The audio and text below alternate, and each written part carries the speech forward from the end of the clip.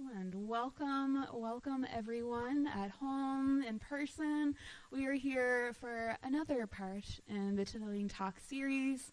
My name is Haley. I will be your moderator today, but I have some fabulous folks joining me up front, and I'm very excited to see how this conversation goes. I'm hoping that it can be engaging and everything beautiful and wonderful in that sense. So before we get too far into this, let's just see who we're talking with this evening, shall we? I love that intro, Haley. That is so phenomenal. And I'm just saying hi. If you've watched a couple of the Titillating talks that have happened before, you've seen my face. My name is Kerry Goring, a.k.a. KerrySutra. I am an intimacy and relationship activist is what I'm actually calling myself now. And my big role, as well as really connecting land, intimacy, the relationship that we all have, and how intimacy connects with each of us, is also, for me, important because we don't talk about how that connects in to how our body feels. And that's a big place for me. I am also the co-chair of Out Niagara in this region, so I got to shout us out because I realize I don't shout that out enough. And we are all here to have an amazing talk. And I'm going to pass it on. And, oh, good, my mic's working. Okay, that's fantastic. So I am Sarah Burtch, and I don't have an AKA. I need to come up with one. So I'm a little jealous right now. Yeah, okay, we'll work on that for next one. We work next time, right? And I am the Community Development and Education Coordinator at Positive Living Niagara. Yay. That is important and amazing. That is incredible. And for folks here tuning in, you probably haven't seen this face before, and that's okay. But just to give a little context, I currently am a master's student at Brock University, studying Child and Youth Studies. But what brought me here is actually my work with the Graduate Students Association, aka the GSA. The association gets an AKA, I don't. But that is where I kind of got brought into this as a kind of a partner, but previous to this I also did some study in public relations, so a good little look into media and all the goodness behind the scenes, or maybe the scandals. Wait, that's a show. Oh. Is it a show? It is so a show. Oh, it's so a show. Anyways, my education was more than a TV show, but hopefully we can bring some of that insight in today. But I am here just an expert on my own life. I can't speak to other experiences, but maybe part of my own expertise of myself can come into this space here. But we'll just see what goodness comes from this. And I do want to say, before we get into too many questions and things like that, I do just want to take a quick moment. I'm just going to turn to my notes because I have a very busy brain. But I do just want to share a quick story that's kind of unrelated to this topic of the evening. And it's just a story about creation from Stephen Augustine, a hereditary chief of the Mi'kmaq Grand Council. Just for a little background, I'm originally from Nova Scotia, and Mi'kmaq people are from Nova Scotia. So I just want to share a quick little story from Stephen. He really speaks to the sky as representing the giver of life who creates everything, where creation is created in awe and reflected in all aspects of life. Stephen describes the sun as a creator of life and a giver of our shadows, reflecting the identities and characteristics and spirits of our ancestors. And he describes Mother Earth. How he describes Mother Earth really sits with me, and this is exactly why I have these notes here, because I don't want to mess up the words. But speaking to how the Mi'kmaq name, people, earth, mother, drum, they all come from the same term. And this term refers to the surface on which we stand and which we share with other surface dwellers. So people, earth, mother, and drum. The earth is the surface on which we stand and which we all share with other surface dwellers, which I think is so beautiful to keep in mind whenever we enter a space. So just kind of acknowledging that we're here together and should be mindful and actionable towards those that we share existence with. That there's no greater than, there's no one who's lesser than. We share this space and this earth together. I know that this land is the traditional territory of the Haudenosaunee and the Anishinaabe people, not the Mi'kmaq people, but that how we are living today is directly from the resources from these Indigenous people. And it's a hope of mine that when we think of these lands and the people and everything surrounding us, that we keep them in mind and that we continue to think of the intersectionalities within our existence and how we are all here together. So I just wanted to take a quick moment to share that. I know that's beside the topic of this evening, but just to recognize how we're all here together. Yeah. I don't know transitions off that. I could sit in this moment. I actually, I think I might have one. I just was listening, and it just, for me, I actually see what a beautiful, thanks, Stephen. Was it Stephen? Thanks, Stephen, for bringing forth such a beautiful space of the traditions. Because I know for all of us, sometimes we don't always connect in to this understanding between relationships. So the relationship of the land and the way that, the earth is mother, and the way that we see those, interconnected moments is really about sexuality.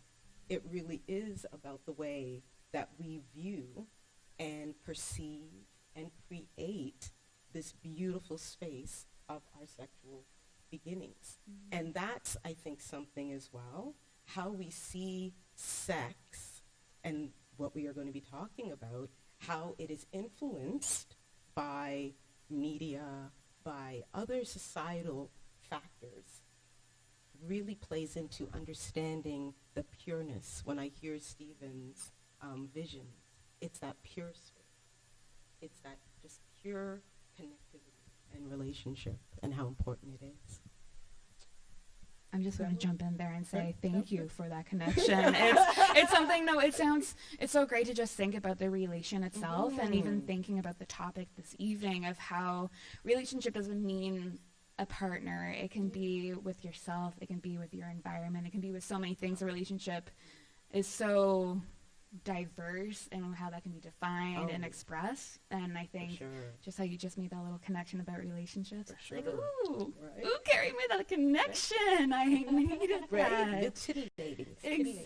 Ooh. You're like the queen of segues. I love it.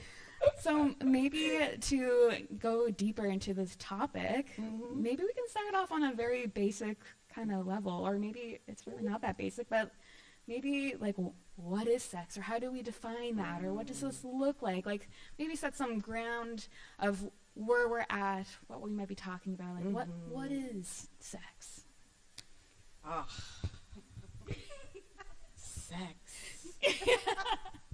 I like to use the word because it's something that, again, we have perceptions of.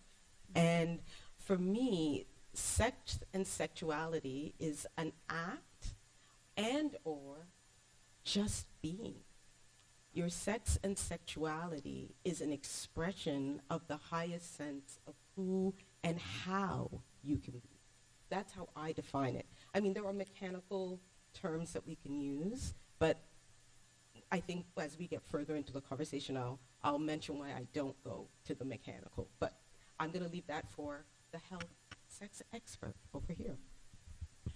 Well, I mean, so part of my role is, and actually probably one of my favorite parts of my role is just really creating space for women and gender diverse people to have conversations about sex and sexuality.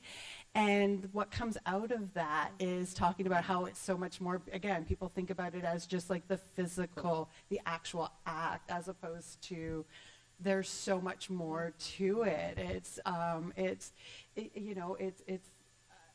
you know, I mean, we go into like setting the mood, but we also talk about emotions. We talk about how you connect to it mentally. There's, it's, I mean, the first thing when you asked the question, the first thing that popped into my head was, when you asked what is sex, and I'm like, it's everything. Right. It's literally everything. It's all around us, but we don't acknowledge that. Or when we do, it's in a very, very, not always a healthy way.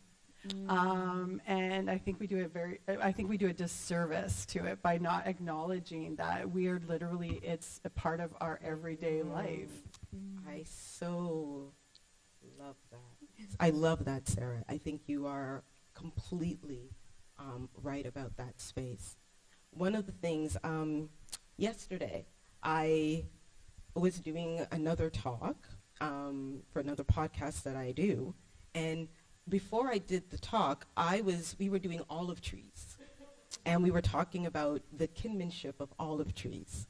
And it was interesting because I started doing a little bit of research, got to show up like I know what's going on.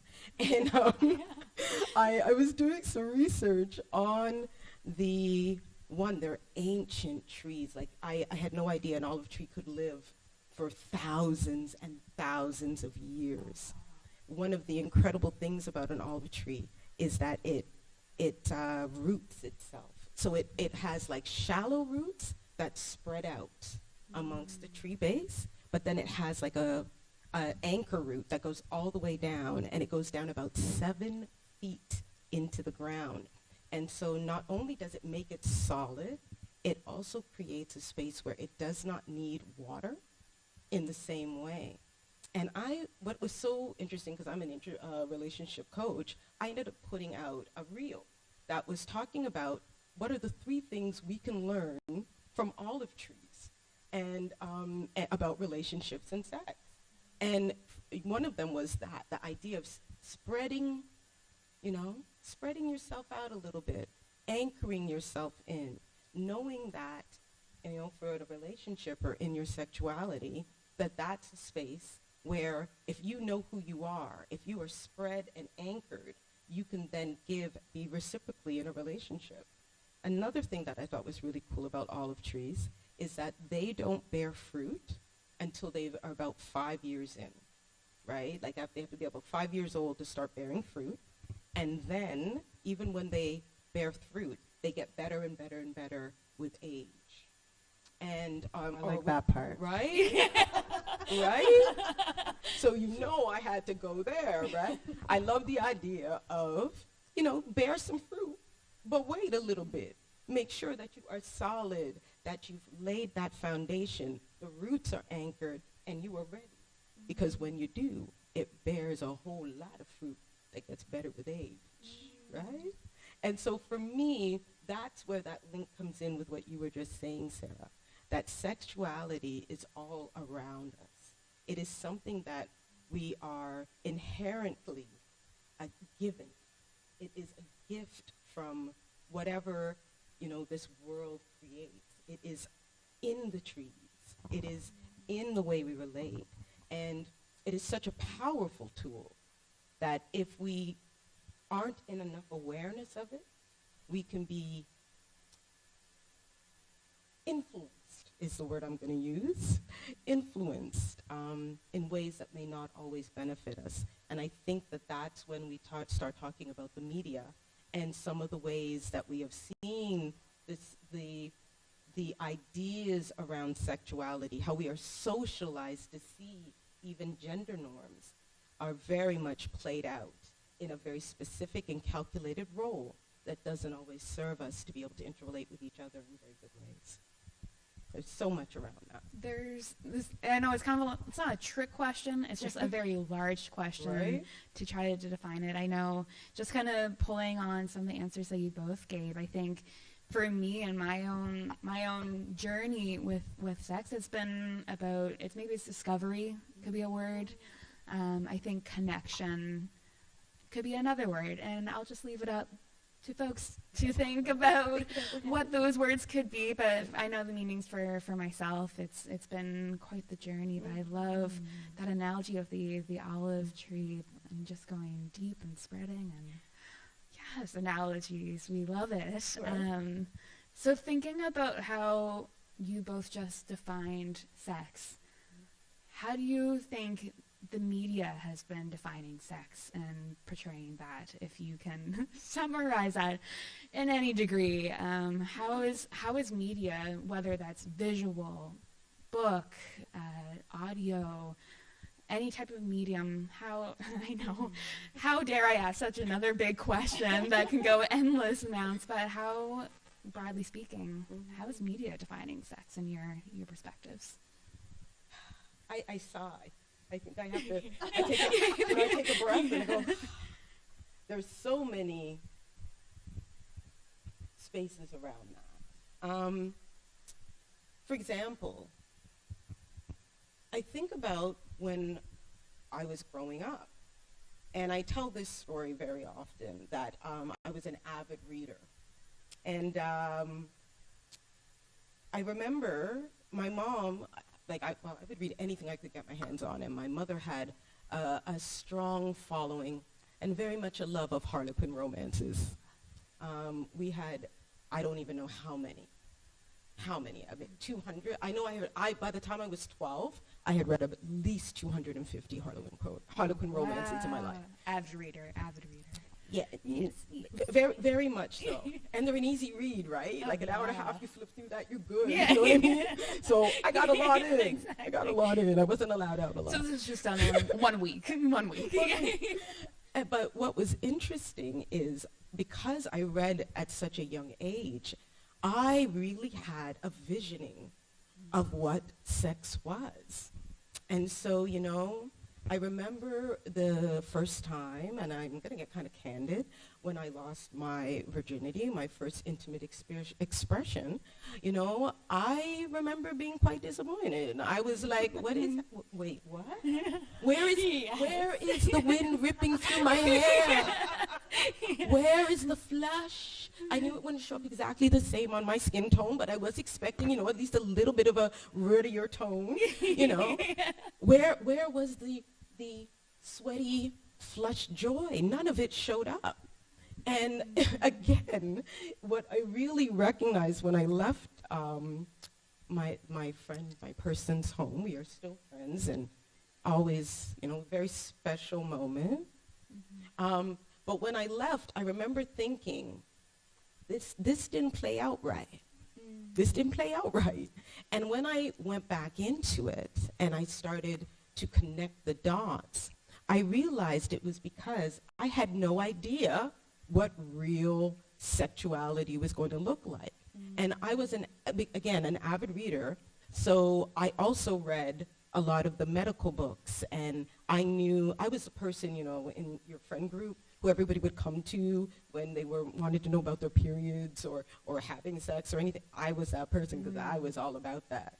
And so I knew it from a mechanical sense, and then I had that visioning from the Harlequin romance sense, but I couldn't have put it together in my own sense because I didn't have a real good understanding of what pleasure meant in my body.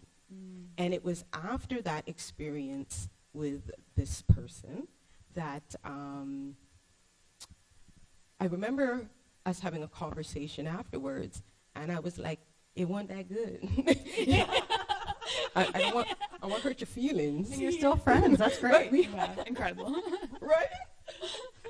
I remember it wasn't that good, and we got to figure this out because this just no. So that's when it started to figure and get good.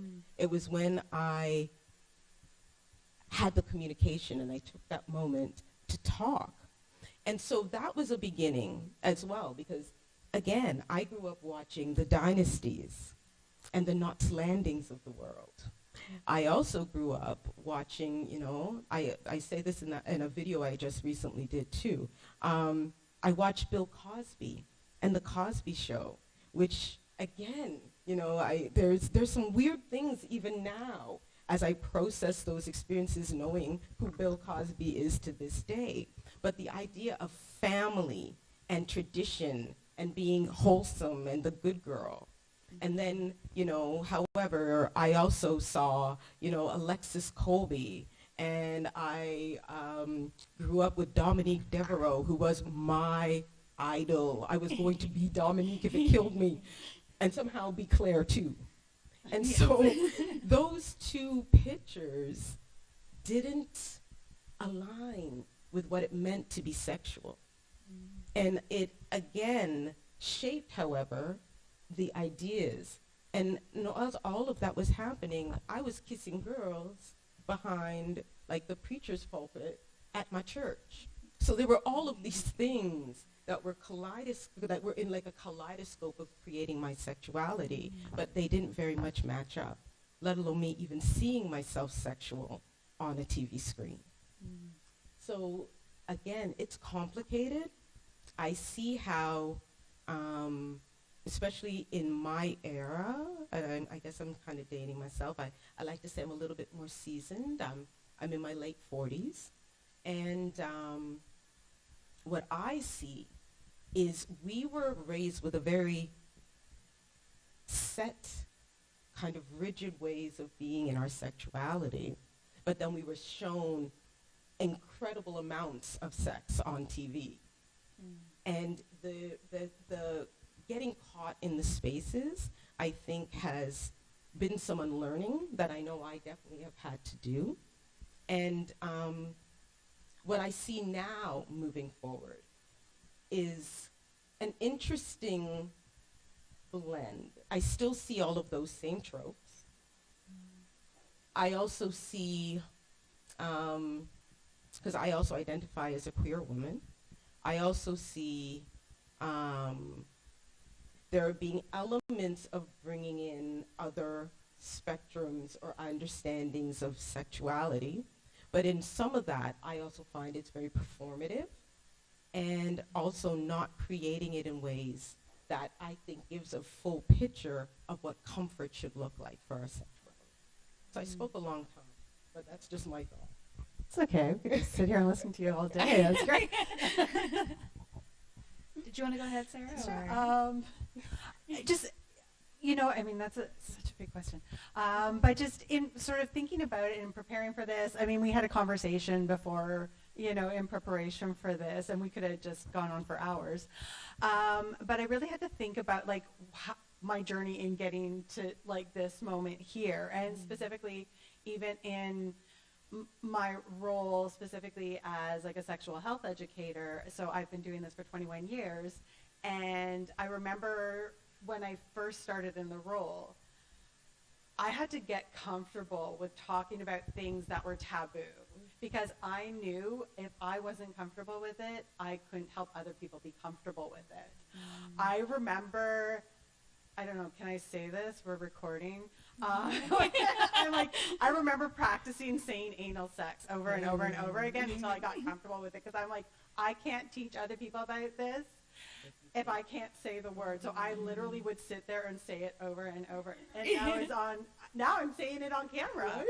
So, and my in-laws are watching this. So that's just occurred to me. Hey, Mom, my God. And I had to, but it required a whole lot of, like, unpacking a lot of, like, all these messages. We are constantly consuming images and messages, whether it's through literature, through, like, television, movies,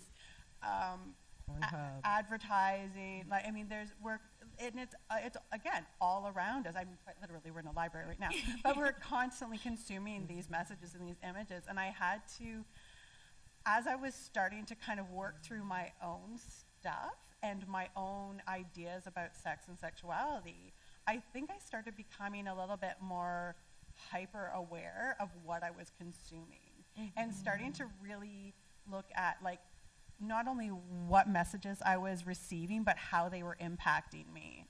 And so now when I have conversations with so, and again, it's and I'm often in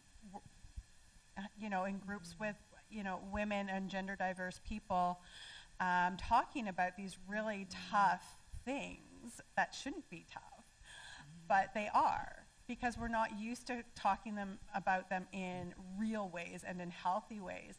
I'm noticing some of these things coming up for these individuals, and I start to kind of pay attention to, like, where are we getting this from? And you see themes coming up. You mentioned the good girl.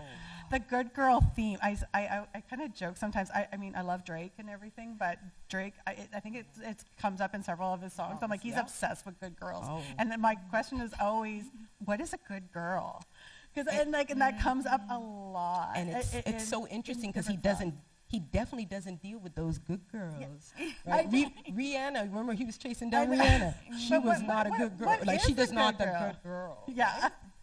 So, and I think that, and again, nothing against Drake, right. but I love the music, right. but I noticed that was a theme that would come up, so that was sort of like every time I would hear that and you would hear it on the radio, I was like, what is a good girl exactly? So what kind of messages are we getting from those songs, and like starting to pay more attention to, how, what I'm consuming, but also what are other people consuming, and then like where are we getting these ideas from, and starting to become really more aware of,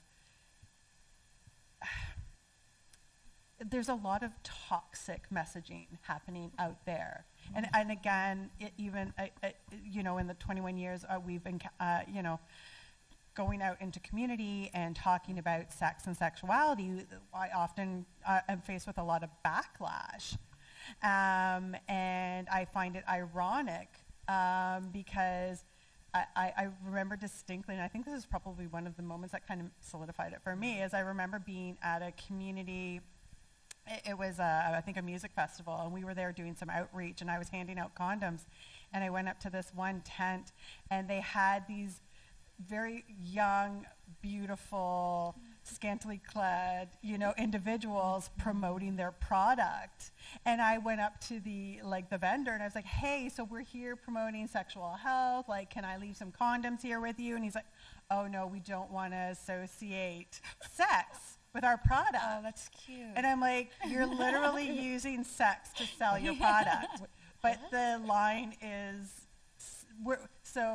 but you draw the line at healthy sexuality.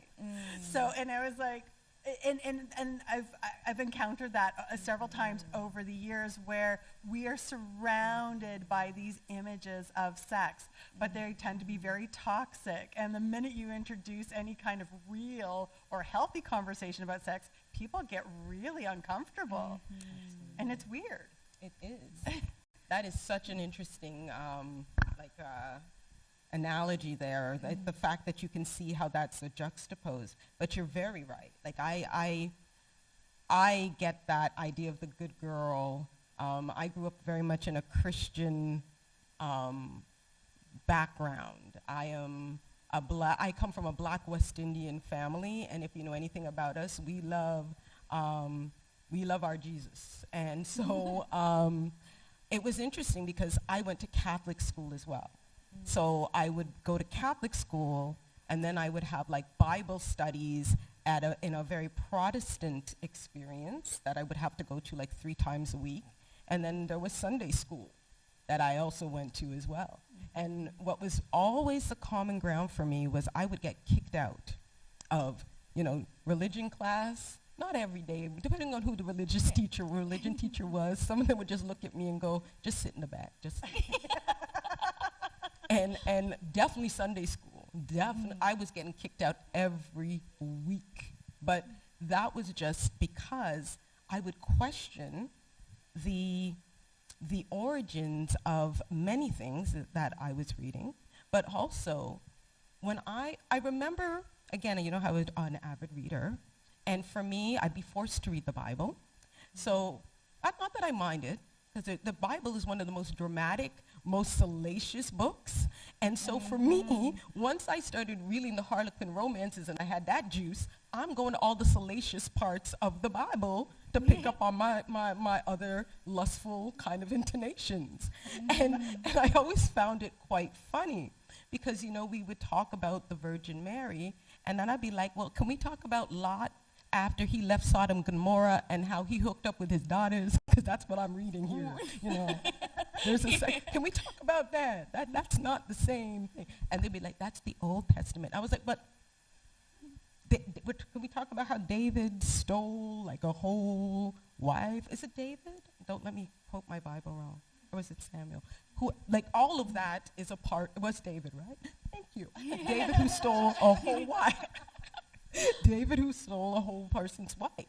I mean, and again, it's what I recognize is that what came to me was that a lot of how we have been exposed to sexuality has been about control and has been calculatedly positioned in ways so that this system can exist in the ways that it does.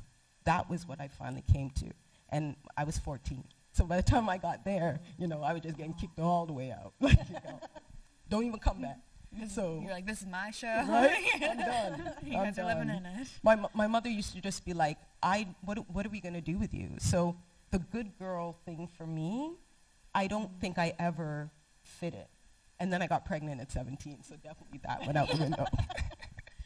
So much to unpack in Right? both of your answers. I was like, I should have been writing with pen and paper or like jotting down on my phone or something because there's just so many things. I think, Sarah, I definitely want to jump back into like the taboos that media has created, like what is the taboos or the good and the bad, the ugly, if you will. But just to maybe jump in and just kind of echo kind of a little bit of experience from you, Kerry, of me. I grew up in a very Christian home as well, and for me it was very, very Baptist. I did the church camp counselor situation, Sunday school, vacation Bible school, just name the activity, and I was there. I was there for Jesus. And I think that experience for me, I mean, I was a very shy kid as well, and so I never really sought out information, even though I was a very curious person, but I was more into like Tintin comics, trying to read French and trying to learn more about some menu or something like that. The idea of talking about sex was not on the table whatsoever. Didn't really even come up in high school. I just like really busied myself. I was just very involved. Again, very much was living in my faith at that time and how we just don't talk about it. You wait till marriage and then maybe you talk about it. Maybe. I didn't know. We never really talked past that. It was too far in advance. But I think it's being exposed to more and learning, and whether that was different media channels or meeting different people and things like that. That's how I was able to start learning about it more, and like to be completely honest, like I'm still learning. I think it's something that you'll forever learn about, and I think that's something that makes sex beautiful, makes human bodies beautiful, is that you can continue learning about it and looking at it from different angles. But it's, I think, this is such a tangent, I apologize. But I think during the pandemic, not to bring up that elephant of the past, but I think that's a real good opportunity for me to really sit down with media, think about myself, or not media. I did. I'm surviving a pandemic. Let's be real. We consumed a lot of media during There's COVID. no shame in that. I was like, I need to be honest. I got lost in the TikToks, even though I don't have TikTok, but somehow I found them. The YouTubes, the Netflix, like all of it. But I found that for me, while I don't agree with a lot of the imaging and messaging of media when it comes to sex, I thought that there's also some good places to start evaluation and to start the questioning. And for myself, it was a kind of a place for me to kind of discover a little bit more as identifying as a queer person and being like, but I'm still like, I'm such a baby and all that discovery. I'm still learning. I'm like, what is queerness? Who am I in this land of queerness and sex and everything? Like, all of it. Oh, I am fresh. I am young in this discovery. Still lots more to learn. And this, I'm just realizing more as I talk that this is becoming quite the tangent that I don't know where it's going to stop. You know what? I actually appreciate you. And you know what? I am celebrating you. Because I think these are the conversations. You know, people can come and hear all the, we put X into Y and Z and, all of the technical pieces. But again, I think when I hear your story, that is what we all want to know about. It's that space of, and good sex always comes from that space of the vulnerability. So I'm celebrating you. I am excited for you as you get to walk down this path and this journey. I think it's so important for us to claim that and say, yeah, you know, I'm at this point, or I'm at that point, or what is queerness? Because even me, I identify and always have as a bisexual woman. I've been kissing girls behind the pulpit forever. However, I'm still in my journey because I have been mostly heteronormative in the way that I present. I've had girlfriends before, lots of them, but it's been mostly that presentation. Like, I have a husband, you know, I'm fine, and bisexuality also is a kind of space that I know I'm still unpacking in my own understanding of my queerness. So again, I think the journey, you said something that I thought was so perfect, that it is always a journey. Feeling into our sexuality is always a journey. And I work with a lot of clients as well.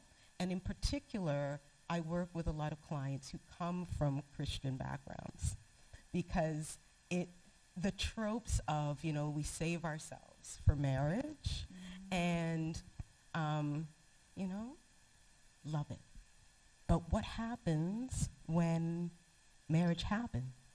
And it's really hard to kind of reprogram or open ourselves back up to that space of who are you now that you are, you know, a woman who is in presence with a partner. And there's this idea of us being dutiful if you are feminine presenting, right? The feminine idea of our sexuality is about being in service. And so that to me is one of the taboos, one of the negative tropes that is a challenge that we still need to unpack. And there's a lot of Christian couples who unfortunately have dead bedrooms. I've got a lot of them. And so it's how do we open up the spaces for people to be in the full experience of sexuality, but while taking down some of the narratives that may be, creating not safe spaces for us to exist in. So I don't want to turn this into like a therapy session for myself, but like I feel like I need to just like lay it down. I won't get into like tea or anything, but like, and I'll try not to turn this into therapy. I really do apologize. No. But I think just again reflecting on my own life and my own experiences, like my beginnings when I lost my virginity, it was a rocky, rough moment of life, and as someone who was in the Christian neighborhood of you have to save yourself, and then that happened and it wasn't by choice, and it's like, oh, but what do we do now? And then that played into that. At that time, I was surrounded, or felt like I was surrounded by that narrative of that good girl, and I thought that was gone. I thought it was done for. And then it's to refigure what that relationship looks like with my own body, with who I am. It's still a process in the making. But I think it's looking at how the environments around me influence how I process that moment of my life. And I probably disassociated from it for a solid 3-4 years. And then, but by that point, that's 3-4 years of being surrounded by narratives and imagery and words that made me reconsider what was happening or what happened. But sorry, folks, for that divulgence. But I felt this was a safe space to kind of share, to be a little vulnerable. I know I'm not going into details. I am a proud, vague person when it comes to talking about my emotions sometimes. But I think it's interesting to really think about the influence of what the environments do around you, of how that helps you process understandings and how you exist in your presence. And I'm not coming out here trying to throw shade on Christianity. It's just... that's just my journey within it at a very brief high level moment of life. But wow, I am so lost in my thoughts of where I wanted to go. I want to jump back into taboos more. I wanted to jump into like the good girl image, but maybe just to take a moment to talk somewhat related about maybe branching off the topic of like virginity, or just like your body being, in some media it's being put out like a woman's body is for the taking, if I can word it that way, both anatomy and presence, and I'm not sure over here I'm not sure how to dive into this of talking about like a woman's body, how that's been sexualized or objectified. I really don't know how we want to go into this, but is there any immediate thoughts besides it? I'm gonna rock this one over to Okay, Sarah. great. You handle that one. So it's interesting. Oh, we got spillage. It's all good. So my experience was very different from the both of yours growing up. So I find it really interesting. I tell everybody I was raised by hippies, and they go, "Oh, that you make sense now." Okay, that explains you. Okay, and I grew up in a household where it was the opposite. It was nonstop. Like, my parents are open to talking about sex, and I was mortified.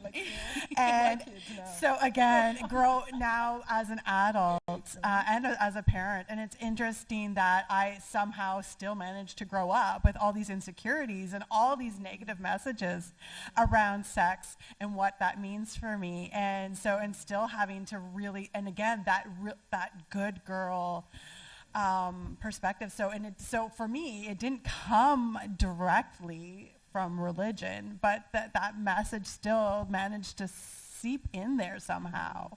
And even now, like I said, I'm a little bit more hypervigilant as I'm like watching. I go back now that you can like stream things from your youth, and like I like to introduce my kids to like the movies and the books that I read and watched when I was younger, and now I'm looking at them through like fresh eyes and with greater awareness, and they're landing very differently with me, and I was like, oh, maybe this is where I got some of that from. And again, seeing that play out in having that conversation around sexual health, and this is okay, I'm going to have my little sexual health educator moment here, and talking about, condom use or PrEP. So for those of you in TV land or watching streaming land, whatever. Well, it's not TV anymore. Nobody watches TV anymore.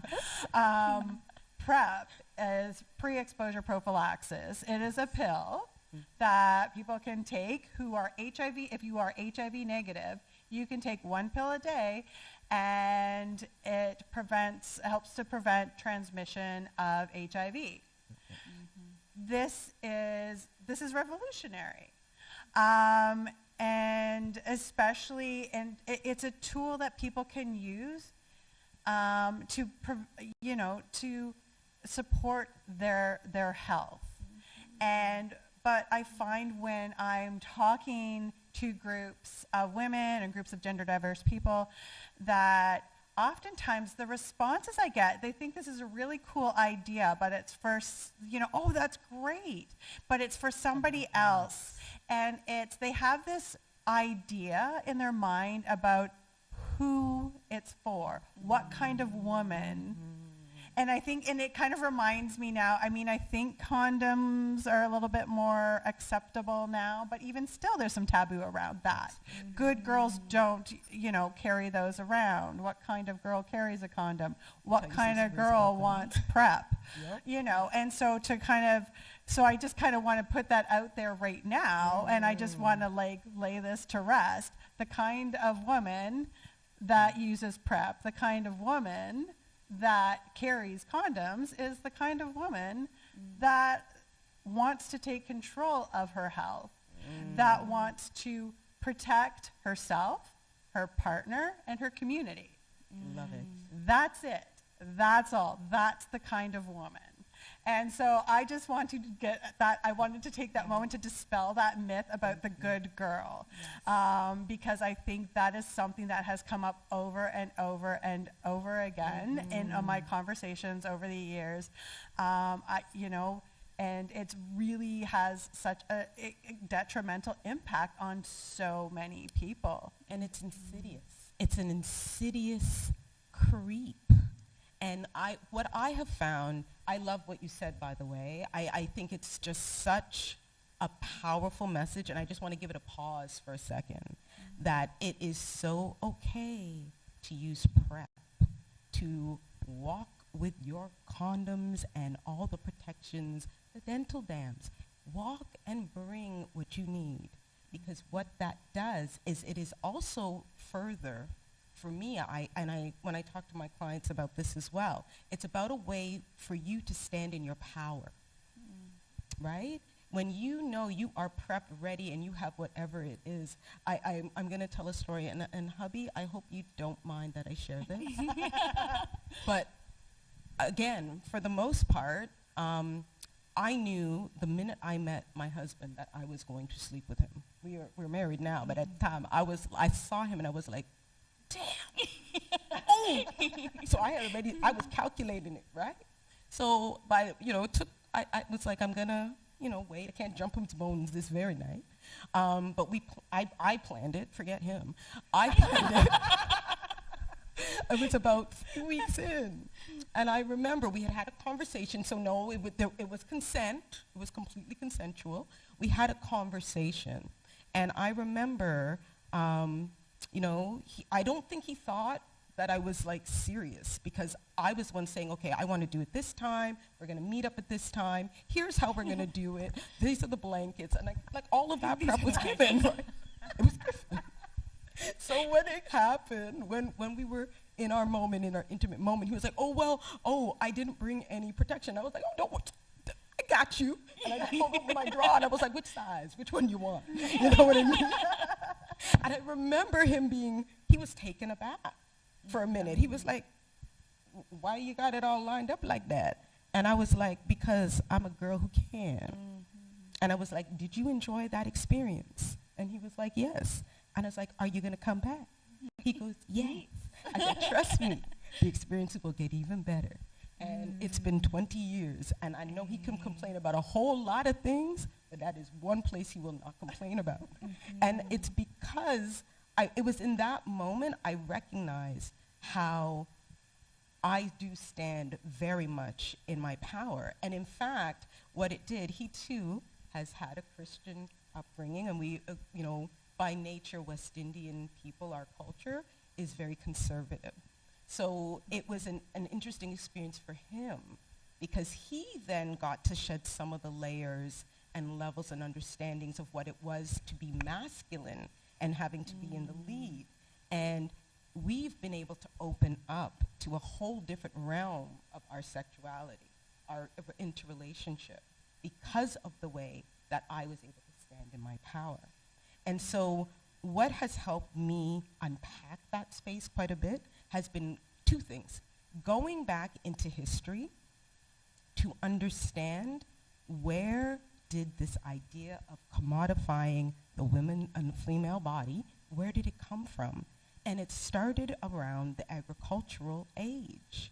When we started claiming land, and we know how those things happen in this colonial system, but when we started claiming land, we had this experience of wanting to know the people who owned it needed to know who their children were, because they had to hand it off to somebody. And not only did they have to hand it off to somebody, you want to make sure as the crown or the crown, whatever the elites would have been at the time, who that belonged to. So the female body no longer was about herself and partnering. Marriage in itself became about how do we connect the two spaces together? How do we make her, know that she's just being with who I am, so that I know all them kids are mine, and when she ain't throwing in one duck front when we've got a bunch of geese. So there's the challenge. And so once we fell into that, one of the things that I have been spending some time with is questioning and offering up, knowing that with that colonial system that made that space a real thing, I've been going back into my own ancient histories and understanding that prior to that age, we saw sexuality very, very differently. Indigenous folks, in their language, in my African traditions, they had many different words or pronouns or understandings of what sexuality and gender diverse meant. There were tribes that existed where, you had polyamorous relationships, which are, one woman and like 5 men, or 5 men and 2 women. It was, or 2 men or 5 men. It was always a very different expression of what sexuality was, and it was all accepted. So I find that helps me when I take a minute to go into that space and see that it wasn't what we said it was. That helps me immensely work through the unpacking. And then I also always bring it back to who sexuality should be all about, and giving into yourself. And if you're starting journeys of discovery, not mentioning any names if people are still journeying, is always to develop a self-pleasure practice. Everybody should have, especially to offset, the messaging, an anchor, just like the olive trees, into yourself and what makes your body pleasurable for you. Everyone should have one. Self-pleasure, that's where it begins. Right? So maybe playing into a little bit before you said self-pleasure, maybe you could play into it. But thinking about the people within these stories and just people in general, I think to bring us back to like even the title too of the lights, camera, Right. sexuality, the performative reaction. Right. But I want to think about the performers within it, whether we're looking off screen, on screen, like more, when I said off screen, I meant like us as performers, or in the media performers. Just maybe thinking about what we see or how what information is kind of being portrayed. And I think I need to jump back for a hot second, even just think about this conversation is just going to be all over the place. So it's going to be the worst for people to follow along. But I think to think about I'm losing my thought. You had taken, I thought, it into a really great space. Okay, let's go back to that space. You were talking about the performative end of sexuality. Yep. And I agree with you. I think that's a great place for us to run to. Yep. A couple of things about that. Again, so when you commodify a person and their body, what happens, and I think it does tie into the self-pleasure piece, is that when it becomes about a dutiful space, and I talk about for female identified folks, that being a real thing. So you have to switch it from being in the space of your pleasure and enjoyment, something that you do randomly, and it switches into that space of duty. And when it's in that space of being dutiful, it takes you away from the enjoyment of it. And so again, from that perspective, it becomes performative. And when we are stuck in roles, especially even for men, because men suffer, unfortunately, when they are not able to be in the expression, when sex is seen as they are the pursuers and they're the hunters, and they have to, thrust and must, that becomes very, very lacking in the expression of what full sexuality is. And so again, when we are seeing these pictures that show up, I think about that Harlequin romance book again, and even you were mentioning when we were growing up, like, what I was thinking about the other day? Blue Lagoon. Oh, yeah. The movie Blue Lagoon with Brooke Shields. Yeah. If you haven't watched it, you know, Don't. learn and experience. Please don't. It's child porn. When you really think about that movie, you know, like, and I won't think, but it was a very much a different time in what was accepted and what was not. And I think about the messaging that we all received around those spaces. And when we talk about performance, like, that was one for me, because at the time of her filming that movie, if I remember correctly, she was 14. She was 14 years old? Yeah, 14 or 15. Something like that. She was young. And yet, there was this very much the idea of the, you know, the innocent young girl, that's idea of purity, that idea of the white blonde woman being centered as the virginal space. All of those imagings really affect this idea of what the performance is for and tie back into that original picture. And I think it's about us breaking down some of those tropes. Like, now we understand how, like, crazy, you know, that space is. But I remember it being so normal. And so for me, we have made, I'm saying it because there is some good. Like, we're finally, I think, rethinking and feeling safe enough to offer up some variant pictures. I mean, we have Euphoria now. Euphoria is one, I don't know if anybody's had a chance to watch Euphoria. Euphoria, I have enjoyed watching because I grew up on Degrassi Junior High. I knew those guys. I actually knew a lot of the actors from that show, hung out with them. The very first version of it, mind you. And so when I think about that, we are evolving, but even with Euphoria, I see some problematic tropes in that show as well. So it's redefining, and we're getting hit with a ton more of these imaging. And I think that we have to have conversations like this, because there is a lot. Another space that we haven't talked about when we talk about performative is how the adult industry has affected the tropes and how we see sexuality. And it's very often, and I think it's something very much we have to discuss, because right now I'm working with a group of young people who are about 14, 15 years old. And you know how many of them have the Pornhub app? They've got it on an app. And what I have found interesting is when I'm having conversations with these young people, they genuinely believe that what they are seeing in the normative way of that performative sexual act is what sex is. And so there's no longer like, hey, I'm going to get to know you. It's turning out, hey, you like me, I like you. Can I have a blowjob? And I'm going to put fingers places. That's what's happening.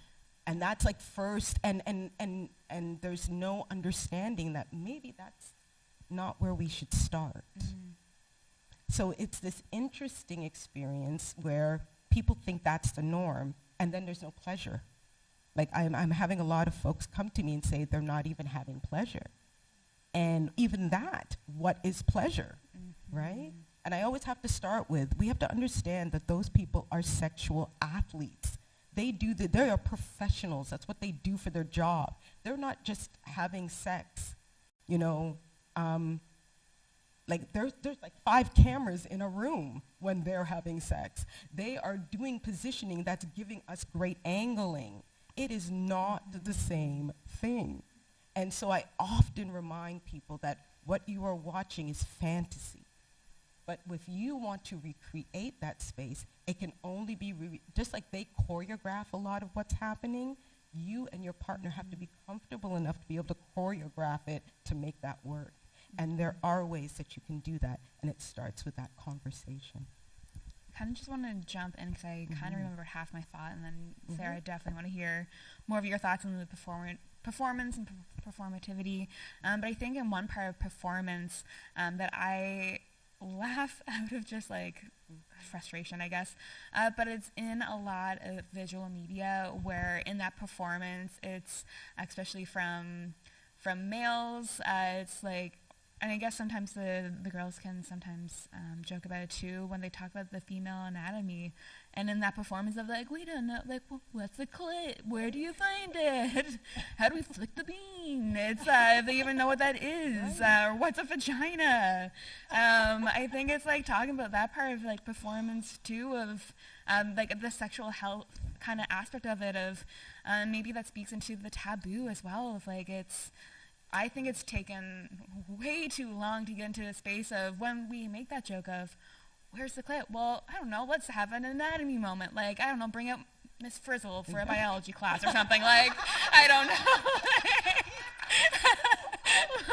Now, I'd watch that episode of the Magic School Bus. Yeah. I mean, we got to find out where that magic is. But I think it's like we need to, that's something that's missing. And I was just, when you brought up Euphoria, I honestly thought about the show Sex Education, which fittingly named. Yes. But that's a show that is popular. They're talking about anatomy, what that means in play and action. That was of recent media that's coming. I think that's where we're seeing a little bit more diversity finally outside of like a very hetero, very white, very P&V, just like one and done, next like girl next door, jock. Like we're finally getting, not to say it's all in that show, but we're finally getting some diversity in what's being created. And I think that's come after years and years of advocacy and making noise and wanting more in terms of that sense. But I love that. And you're right. I agree 100% with that. There's just so much happening here. There's so many points that both of you are making. Right? And just in terms of like, as you were talking, I was thinking about, especially when we're talking about like power in terms of who has that power and how that's being portrayed. So many, and again, it is traditionally, even if women have power to express themselves, generally it is, you know, young, thin, white, cisgender, straight, you know, and that is, we are, again, starting to see a little bit more representation of the diversity of bodies, but also, again, in terms of, you know, just thinking back, and I also, I think we were talking before, I mean, I'm a big fan of more like the fantasy and sci-fi, and I think I maybe connect to that, and I kind of thought about like maybe why I connect to that, and because you see more representation of that diversity and always have, and they've always been a little bit forward thinking in that Star Trek, right? And I just thank you. I'm gonna totally geek out here. Right totally now. Geek out. I'm with you. But and again, that how ironic that these things can exist, but only in the world of fantasy and sci-fi. You know, and how, and those are the only spaces in which, you know, people of color or women or trans folks can have any kind of power. Yes. And so, and I think maybe why I am drawn to that genre is because it's like, that's something that's the world I wish to see. And, you know, I'd like to see that become more of a reality, because those to me, I think are more reflective of people's actual experiences. And the other thing in terms of power, and I know we talked about this in terms of, and again, I know this is a very delicate subject, but I have been sitting in theaters watching movies, and you're watching a scene where the woman is being taken. And that is being portrayed as something that is desirable. And I remember distinctly one particular movie where I remember, and it was, you know, she was fighting. It was something she didn't want, but had no choice but to give into it. And I remember feeling so uncomfortable and then looking around the theater and thinking to myself, I wonder how many people in this theater realize they just watched a rape scene. And the thing is, we're consuming these images, we're consuming these messages, and are we really looking at that? Do we really understand what it is that we're watching, what it is that we're consuming? And it goes even as far back. I think I also told you, like, Harlequin romances, they're always taking them and writhing. And like, I mean, it even like the descriptions are often very violent. Very. And so people start to think that that's what what you should want, and something that is desirable. And not to say that it can't be desirable for some, but again, that's where that conversation, that consent piece comes in.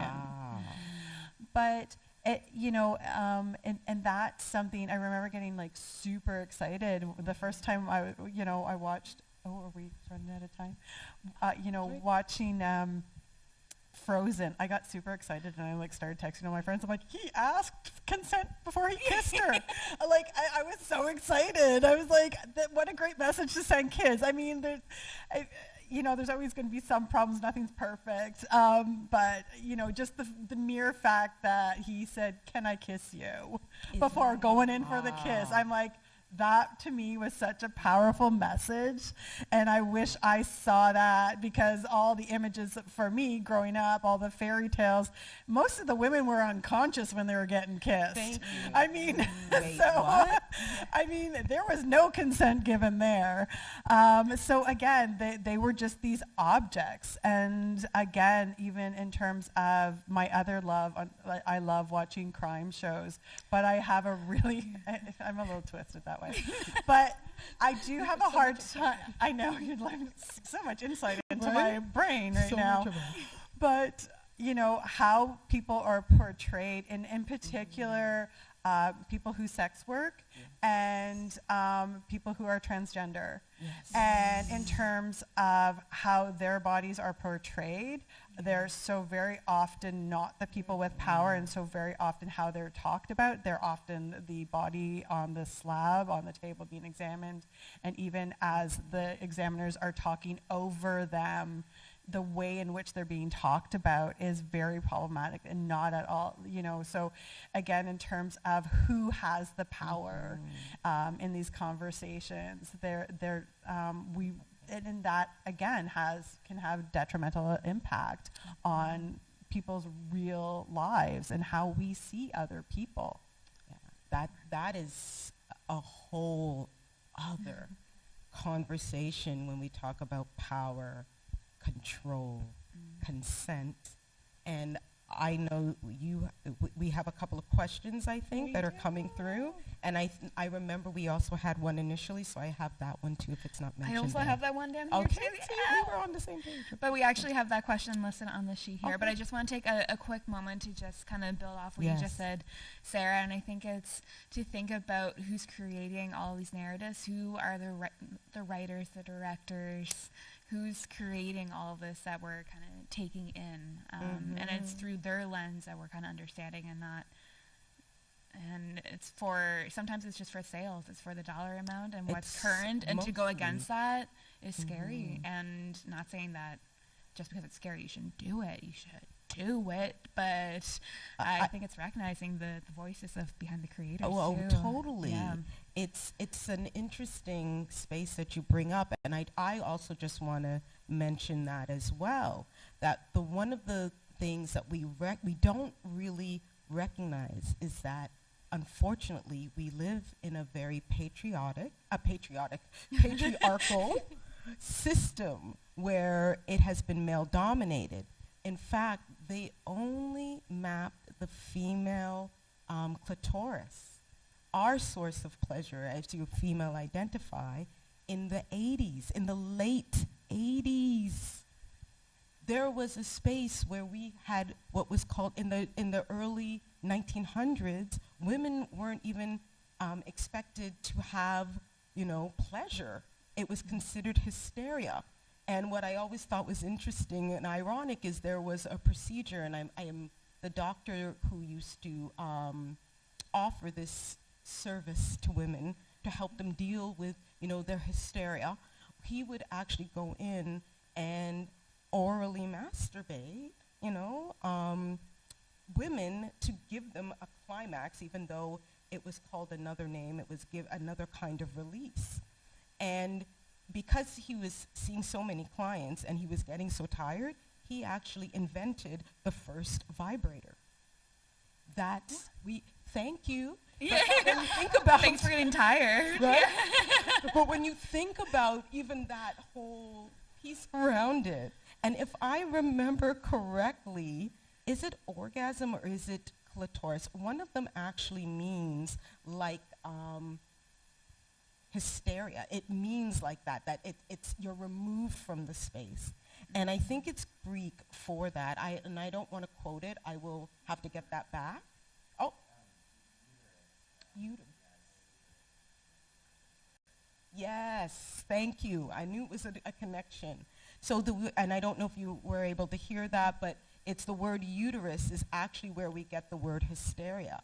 So from the very beginning, there has been a marked space to keep women's pleasure in a certain, box. And so as we are having these conversations again, we're exposing it. And I also just want to mention a study that just came out last month, and I'm just amazed by it. Originally, they were saying that the woman's clitoris had only 8,000 nerve endings on it. I will say that the male penis only has 3,000. And they actually have gone back in and mapped again, and we're over 10,000 nerve endings. There's something to be said, right? Some applause, yeah. Right? I want to snap for it. 3,000 who? Right? Because there's something to be said for understanding. We win. We do. And we're not tied in to an outcome. So if you are in your space of your body, emotionally and mentally, you can have the experience of pleasure over and over and over and over again. And I think it's so important for women to know they have access to that space. Access to over 10,000. Nerve endings. Oh. Ooh. Well, that wonderful little segue. Right? Little Keep redness on my cheeks on that one. Everybody just paused the video. But I want to jump into some of these questions, recognizing that somehow our time is getting closer to the end. How? But I'm really intrigued to know your answers to these questions. We're going to start off with one that we knew about earlier, and then we have 3 more, so we'll see how many we can get through. But what are your thoughts on how media has influenced kink, and how has it affected the kink community? Whoever wants to go. I'll jump in a little bit. That one is, I really enjoyed that question. Thank you, whoever put that into the space. I think that it has been, I'm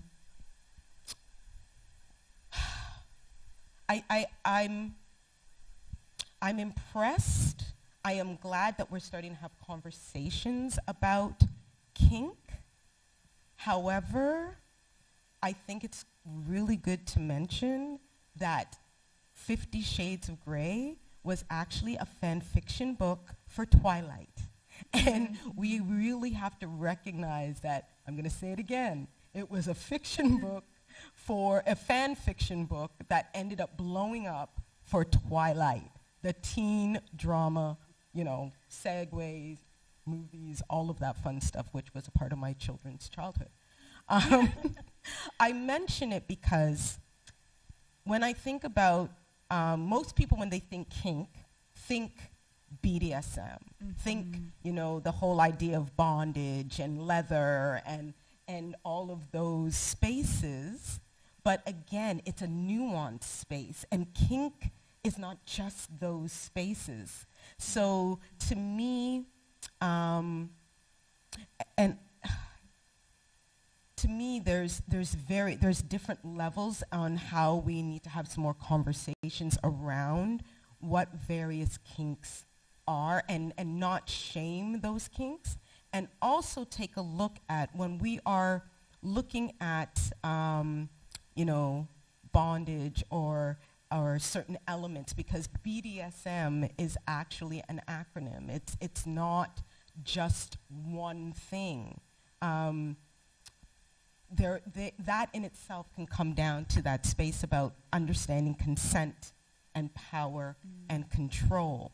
And not everybody, I've had some conversations with people who are very involved in that community who are like, they have to sift through a whole lot now, right? Because it was a very much an understood space, and if it was meant for you, you'd find it, right? You'd flow into those spaces.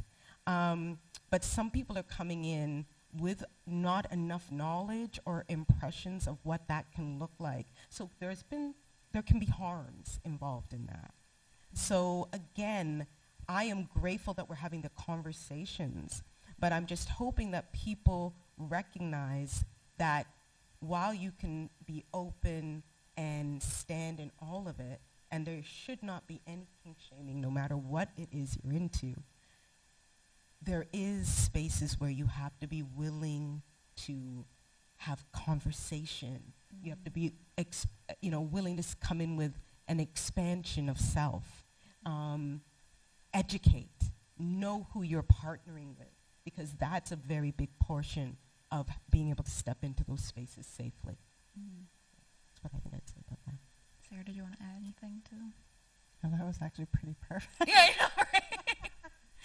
But again, with my, the sexual health piece of that. Yes. I mean, again, creating spaces to have those conversations and not attaching shame to it, because again,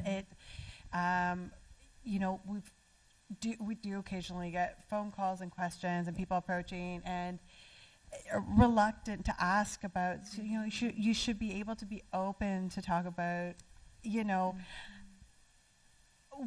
however you receive that pleasure. There shouldn't be any shame attached to that, because when we attach shame to it, then it pushes it into the margins, it pushes it into the shadows, and that's where the harms happen. So people need to be able to have that safe space where they can have those conversations and be open about it.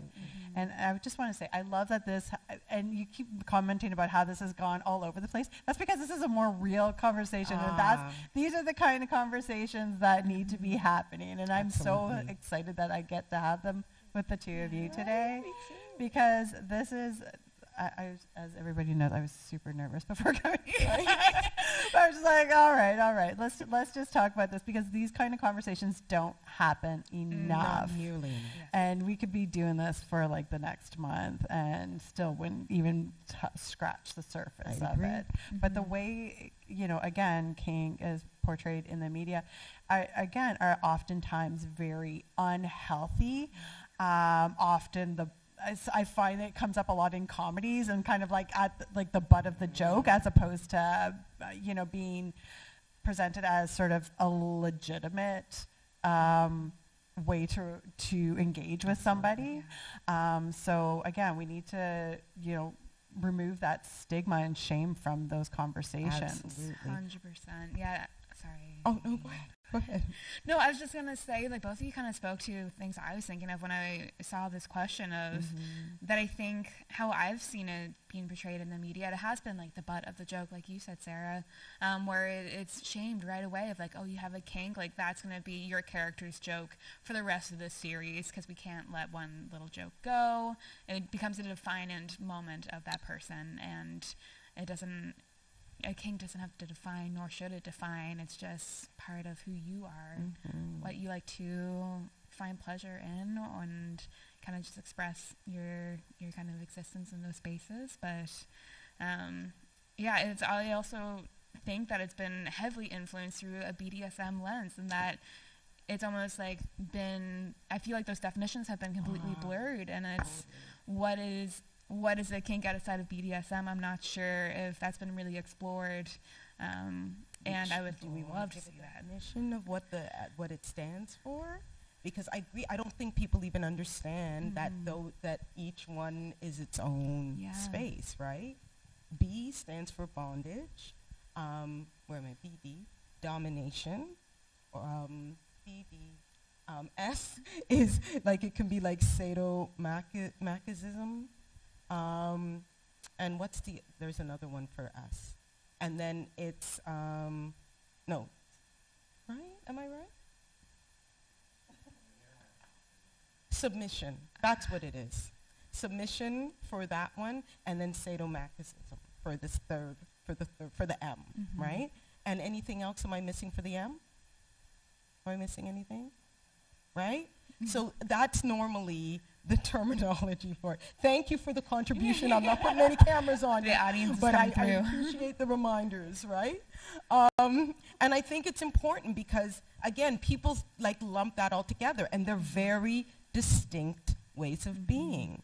And also there is, again, as we're talking about the conversations and communicating and understanding, how do you stand in each one of those spaces if we're talking about kink? And that's not the only thing. You know, you can have fetishes and ways that, you know, some people have foot fetishes, right? And that's also okay. And it's how you receive pleasure that should be your fundamental space. And again, that's about stepping into the way that you feel powerful. So all of these things should be on the table in the ways that are comfortable for you, and with the transitions that you need to create the best spaces. Because some things you shouldn't just be walking into either. Like, you need some practice, you need people who know what they're doing, you have to have good trust lines, a whole pile of things that play into some of those spaces. So great. I love those answers for this one. I feel like that's another one we can just keep going through all the different answers of that. I think just to quickly wrap this one question up, of just thinking of how we just had that moment of trying to think of the definition of what does BDSM stand for. Personally, I wouldn't have been able to do that. My mind drew a blank. I was like, but with participation and help from others and resources and learning, we can learn more about these. And I think that's a place of growth for our media counterparts to explore some education moments. This next one I think I'm just going to say this about everyone. I'm really excited for it. But this question is, why do you think people feel pressure to have a high body count around sex, especially in queer spaces? I'm not sure how I would answer this one. I think no, I'm going to turn it over. I'm going to default over to our panel. Haley's like, I ain't taking that one. There's so I'm many. going to move that right over here. Let's move this on. I'm going to leave that one with you, Sarah. Oh my goodness. Okay. So it is. It is, yeah. It is very. It is, yeah. So it's.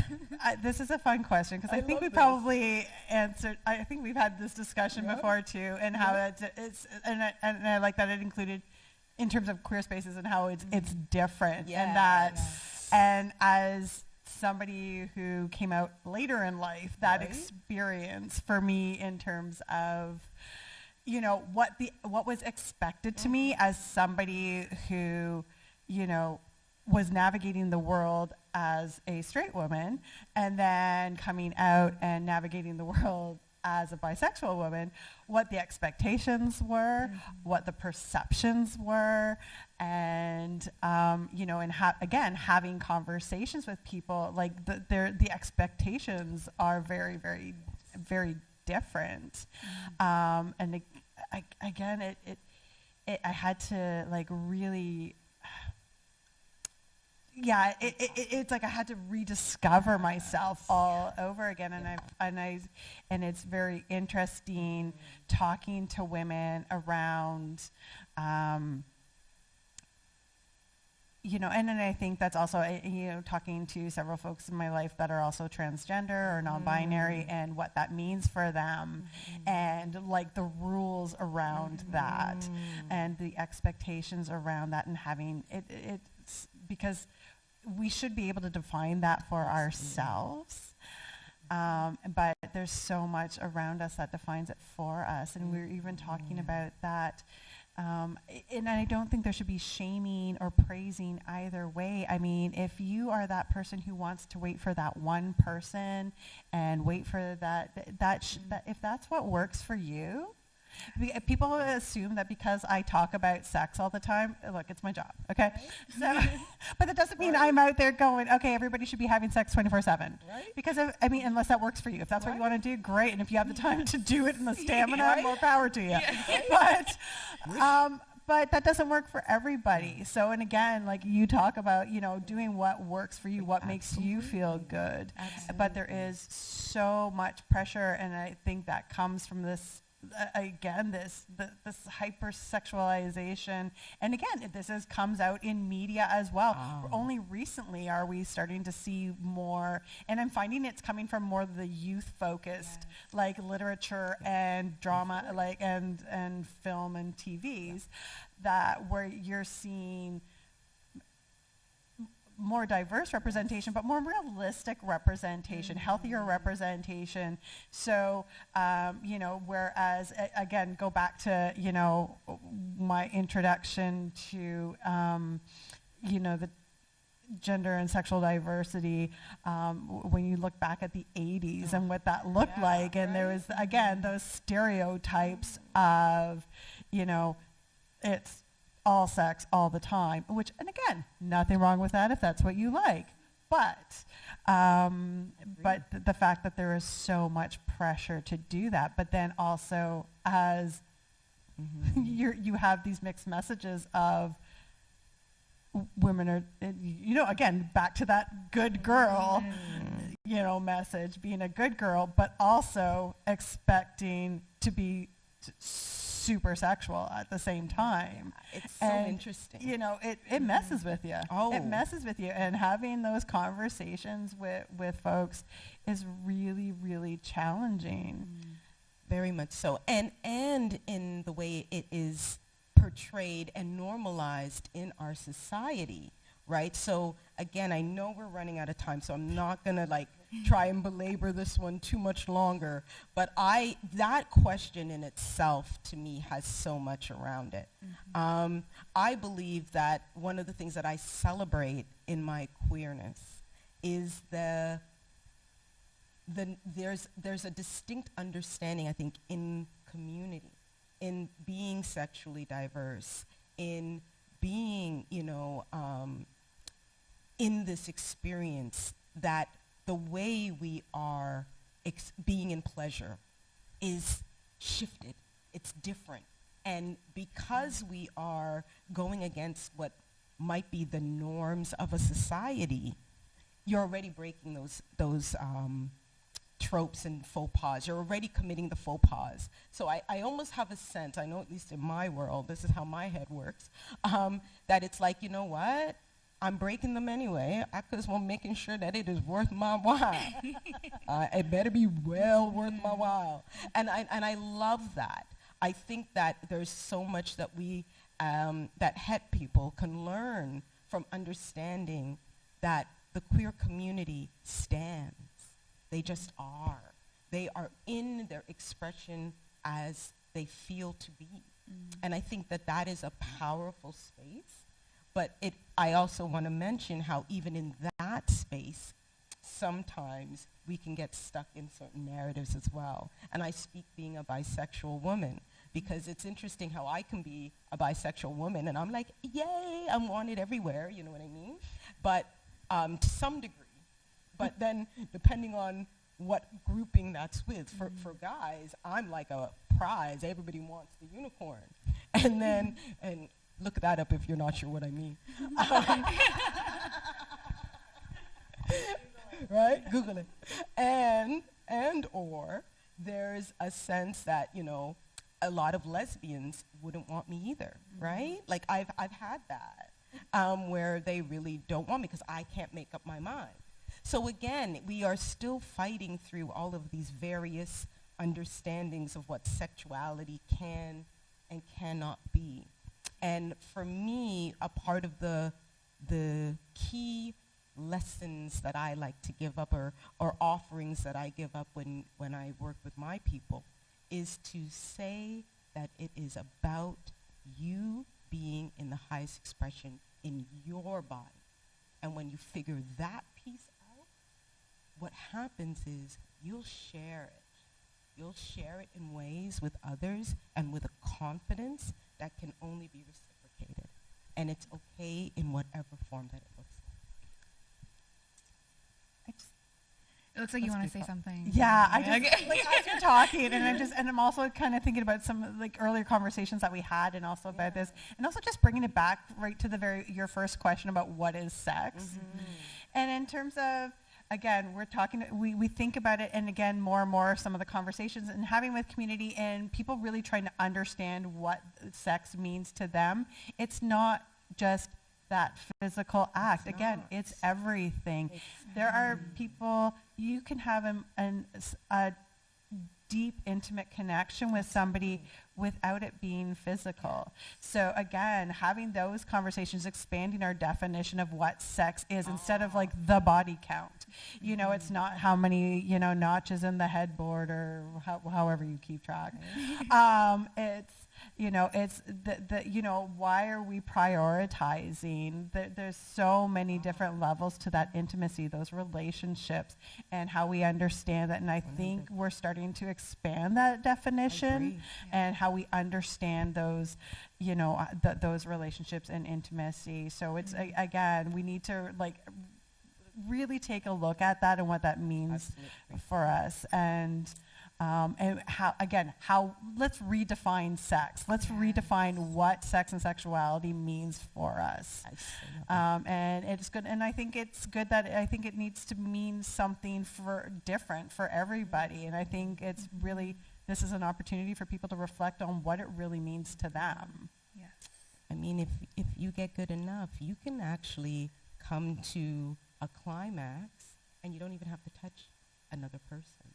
Like sometimes it literally can be gotten, those heights of pleasure, from just the spaces in our mind. We are complex. We are complex people. And the way that we are defining ourselves by just this physicality, this performative end of sexuality, sells us short of what we are really able to accomplish. Asexual people have, ranges and spaces and should have a place in that as well. Like all of these things make us unique as human beings. And that's what sex is to me. It makes us unique. Heck yes. Heck yes is my only response to that. But I am just very aware of the time, and we've technically gone over by a few minutes, but we don't have to really count that. But I just want to say thank you to both of you for sharing this space with me and having this conversation. And I know we probably could have just pulled an all-nighter talk. Well, maybe not, because life. You didn't have anywhere to go tonight, right? We could have pulled an all-nighter. No one has plans, right? No one needs to go anywhere. But just want to say thank you so much for being open and sharing probably your stories, your knowledge. I feel like for myself, I was learning, had a little bit of a therapy, so I feel great. I don't know. Hopefully everyone was able to maybe get a little bit of insight, or maybe you have more questions you wanted to go explore, and I think that's exciting too. Sorry to those who I didn't get to the questions, but maybe we can put them up later, put them in the chat. We can maybe figure out a space. We will definitely figure out a space to make sure you get your questions answered.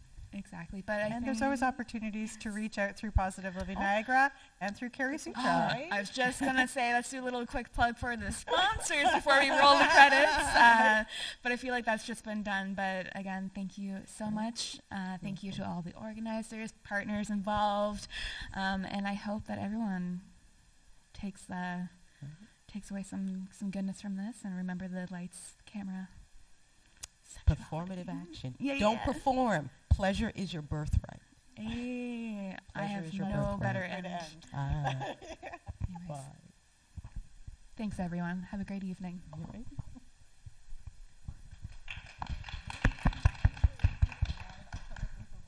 Thank you. No, it's not thank you. Oh, okay.